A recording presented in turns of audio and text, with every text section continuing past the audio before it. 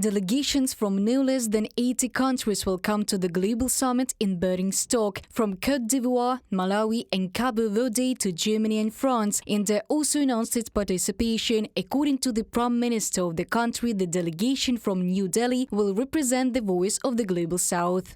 The level of participation will be the effect of timing, logistics and parallel commitments. This reflects the robust global engagement that we have in keeping with our philosophy of Vasudhaiva Kutumbakam, the world is one family. India will be participating in all important summits that promote the agenda of global peace, security and development. Narendra Modi, Prime Minister of India, in an interview with PTI.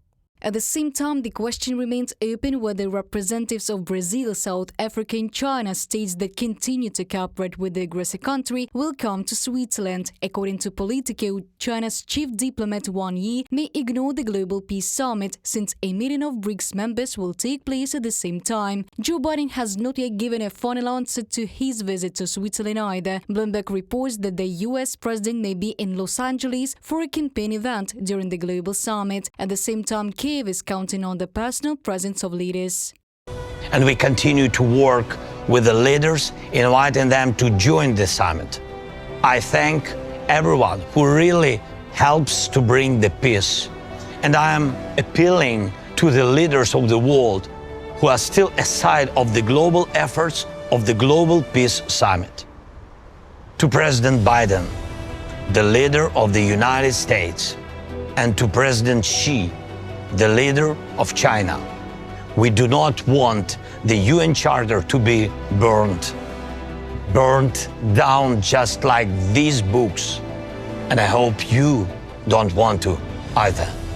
Please show your leadership in advancing the peace, real peace, not just a pause between the strikes. Russia is not on the list of invitees to the summit. It makes no sense to bring Russia to the negotiating table if you cannot get it to act in good faith. Ukrainian Foreign Minister Dmytro Kuleba is confident. In Moscow, meanwhile, they are churning out contradictory statements. They complain that Russia was not invited, and at the same time, they insist that the summit is untenable and unpromising.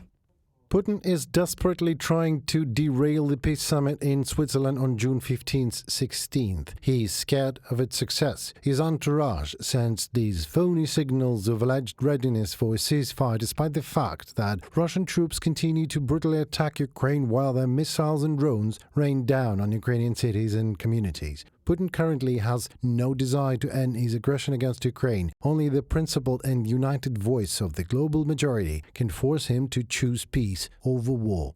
Dmytro Kuleba, Minister of Foreign Affairs of Ukraine, on X social network. The Global Summit is a step towards the practical implementation of the Ukrainian peace formula. The meeting participants will make adjustments to it and send the agreed document to the Kremlin. It is expected that a common position for further negotiations will be agreed upon at this summit, and this position will be transferred to Moscow. What infuriates Moscow, irritates the Kremlin. The fact that this will no longer be only the position of Ukraine, it will be the position of parts of the international community and, apparently, a significant part. At least several dozen countries can support this position, and Russia will no longer be able to say that they are for peace, but at the same time reject the proposal not only of Ukraine, but also of the parts of the international community. Nuclear and energy security, food security, prisoner exchange in the all-for-all format, and return of Ukrainian children illegally deported by Russia. These will be the key topics at the summit in Switzerland. The Ukrainian leadership hopes that after the meeting with one or another partner country, it will develop a step-by-step and detailed plan for each of these points at a technical level. Reported by Diana Kolesnik, Valeria Nekopelova, UATV News.